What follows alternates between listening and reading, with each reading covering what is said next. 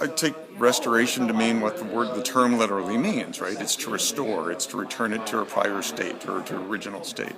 So my process or the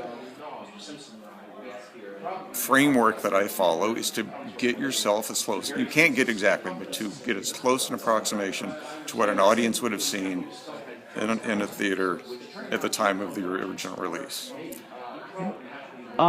If this weren't done, let's say hypothetically it were just shown the way it was discovered, do you think the audience response would be as good, or it would play as well without the work that you did? I think I don't want to overplay the importance of doing a restoration, and it all depends on the film. This film was in pretty decent shape to begin with. I think it looks a lot better now, and I think we've brought it much closer to what it was originally. But I wouldn't say at all that this film wouldn't have an audience beforehand.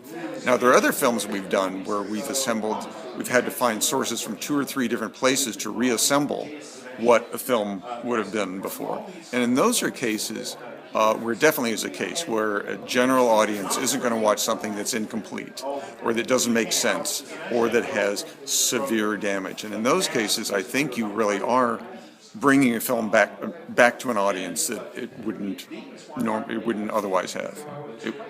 Yeah, I guess today's silent film viewing is kind of a collaboration. It's a collaboration between the restorer, the audience, and the accompanist.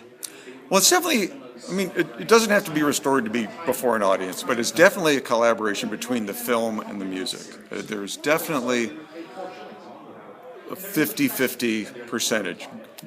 A great film can be destroyed by bad music, and great music can make a mediocre film much, much better. So that's the real marriage. I always think of the music and the film as sort of like pairing a meal with wine. You need the right film and the right music, and all of a sudden it elevates both elements. Restoration fills an important niche when something needs to be done. Not every film needs to be restored, but there are those, for one reason or another, to really come back to the screen or be relaunched. That's an important step.